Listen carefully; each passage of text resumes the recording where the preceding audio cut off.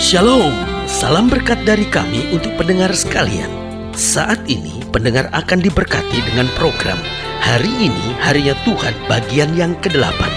Sebuah program rohani tentang doktrin Alkitab yang menolong kita untuk semakin tertanam dalam kebenaran firman dan bertumbuh dalam kemuliaan. Bersama hambanya, Pendeta Gilbert Lumwendong, STH. Banyak orang merasa doktrin Alkitab sebagai sesuatu yang membingungkan. Tetapi tahukah saudara bahwa doktrin Alkitab intinya adalah memahami Alkitab dengan benar, dengan pemahaman yang sistematis, sehingga kita terus dapat tertanam di dalam kebenaran firman, sehingga kita terus bertumbuh di dalam kemuliaan Allah. Buka hati saudara sekalian untuk menerima berkat-berkat firman-Nya hari ini. Tidak ada seorang pun yang senang ketika dia berhadapan dengan penderitaan. Kalau kita bertanya kepada seseorang, senangkah kamu menghadapi penderitaan? Orang itu akan menatap kita dengan aneh dan berkata, ini pertanyaan yang paling bodoh yang akan ditanyakan oleh seseorang. Karena setiap orang pasti tidak menyukai penderitaan. Tetapi tahukah saudara, meskipun tidak ada satu orang pun yang menyukai penderitaan, tetapi sebenarnya penderitaan itu baik buat kita. Nah, mungkin mendengar kata penderitaan itu baik buat kita, mungkin yang timbul dalam pemikiran saudara, aduh, ini kok pernyataan aneh sekali. Mana bisa penderitaan itu baik buat kita? Tahukah saudara bahwa penderitaan mengajar kita banyak hal? Penderitaan mengajar kita untuk tidak sombong. Penderitaan mengajar kita untuk menghargai sesama. Penderitaan mengajar kita untuk menghargai anugerah Tuhan. Penderitaan mengajar kita untuk merubah banyak karakter-karakter buruk kita. Dan penderitaan membuat kita menyadari bahwa tanpa Tuhan kita nggak dapat berbuat apa-apa. Penderitaan juga bisa membuat kita membedakan mana sahabat setia dan mana orang-orang yang sebetulnya hanya mencari untung dari persahabatan. Sehingga akhirnya walaupun penderitaan itu sakit, walaupun penderitaan itu berat, walaupun penderitaan itu menyakitkan, tetapi sebetulnya penderitaan itu baik buat kita. Jangan pernah lari dari penderitaan. Jangan pernah bersembunyi dari penderitaan. Bahkan jangan pernah coba berteriak kepada Tuhan untuk menghindarkan penderitaan dari dalam hidup kita. Tetapi sikap kita menghadapi penderitaan itu yang menentukan banyak. Karena memang sebetulnya harus jujur kita akui, penderitaan tidak dapat atau bahkan tidak perlu kita hindari. Karena penderitaan yang dihadapi dengan sikap yang benar justru itu membawa kita pada keuntungan hidup yang penuh berkemenangan di dalam Kristus. Haleluya. Selamat datang dalam program kita Hari Ini Harinya Tuhan, sebuah program rohani yang kembali mengingatkan kepada kita betapa pentingnya kita menjadikan firman Tuhan sebagai dasar keseharian hidup kita. Karena selama kita menjadikan firman Tuhan sebagai dasar keseharian hidup kita, maka langkah-langkah ke depan kita penuh dengan kemenangan, mujizat, dan perkara-perkara yang besar dari Tuhan. Haleluya. Dan dalam program ini, kita memang sedang membahas tentang sikap menghadapi penderitaan. Nah, apakah seorang itu melihat hasil yang baik dari penderitaan? Ataukah seorang itu hancur dari penderitaan? Sebetulnya bukan karena penderitaan itu sendiri. Ada orang yang akhirnya bunuh diri karena penderitaan. Ada banyak orang yang keluar dari gereja karena penderitaan. Ada banyak orang yang akhirnya jadi pelacur karena penderitaan. Ada banyak orang yang akhirnya hidup gak karu-karuan dengan obat terlarang, dengan minum mabuk, dengan seks bebas karena penderitaan. Tapi sebaliknya, ada orang-orang yang justru kerja keras karena penderitaan. Ada orang-orang yang justru terlibat dalam pelayanan justru karena penderitaan. Ada banyak orang yang akhirnya mengenal Tuhan lebih sungguh-sungguh lagi. Hidupnya berubah dan makin dekat sama Tuhan justru karena penderitaan. Berarti bukan penderitaannya yang menghancurkan seseorang, tapi sikap menghadapi penderitaan itu. Kalau sikap kita benar dalam menghadapi penderitaan, kita akan terus naik di tengah-tengah penderitaan. Tapi sebaliknya kalau sikap kita keliru, kita justru hancur dan dipermainkan oleh setan di balik setiap penderitaan. Jangan kita bodoh, tapi kuatkan hati kita. Karena Kristus Tuhan, Raja Juru Selamat kita, adalah Allah yang memberikan kita kekuatan untuk menghadapi penderitaan. Sehingga Paulus dengan iman berkata, aku cakap menanggung segala perkara di dalam Kristus yang memberi kekuatan kepadaku. Haleluya.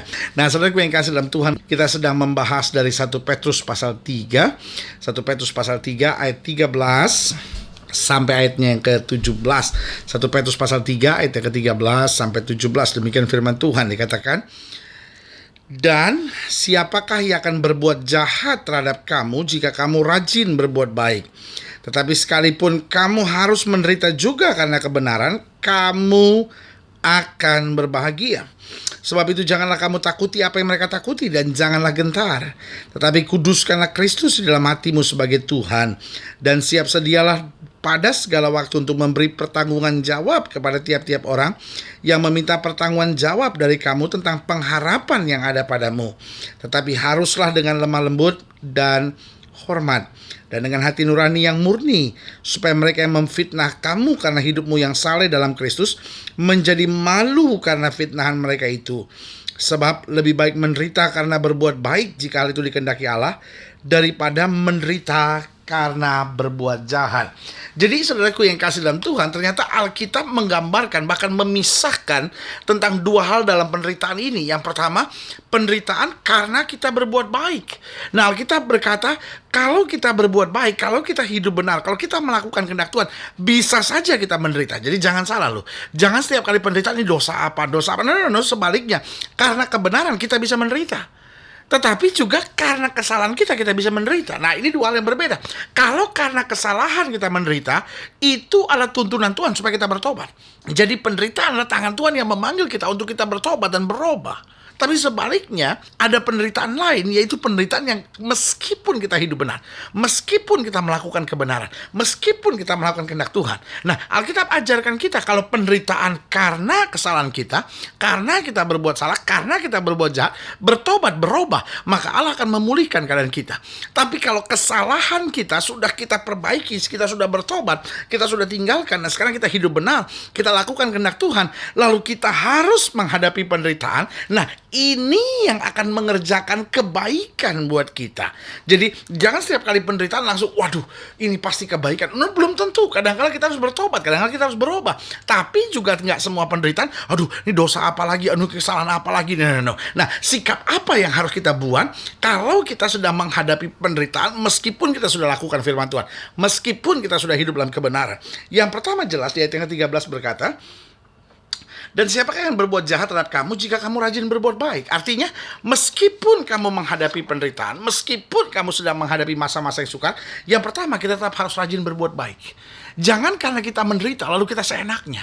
Ada banyak orang yang karena menderita atau karena lagi sedang dalam tekanan, dia pikir dia mau bentak siapapun, dia mau emosi bagaimanapun, wajar karena saya ada alasan. Saya tuh lagi jengkel, saya tuh lagi kesel, saya tuh lagi tertekan. Nah, saudaraku yang kasih dalam Tuhan, misalnya dalam rumah tangga, banyak persoalan suami istri terjadi karena suami merasa saya tuh lagi stres ya, saya tuh lagi banyak masalah ya. Istri juga ngerasa saya tuh lagi stres ya, saya tuh lagi banyak masalah ya. Suami saya ngerti dong, saya mesti bagaimana, saya udah dalam kondisi begini, jadi wajar kalau saya marah-marah. No, saudaraku yang kasih dalam Tuhan, Alkitab berkata, meskipun kita menghadapi penderitaan, kita tetap harus rajin berbuat baik. Kenapa? Karena kita tahu Tuhan lewati semuanya ini ada maksud Tuhan. Lewati semuanya ini Tuhan sedang memproses saya. Lewati semuanya ini saya akan dituntun makin dekat sama Tuhan. Lewati semuanya ini saya percaya ada maksud Tuhan yang luar biasa. Karena itu kita tetap harus rajin berbuat baik.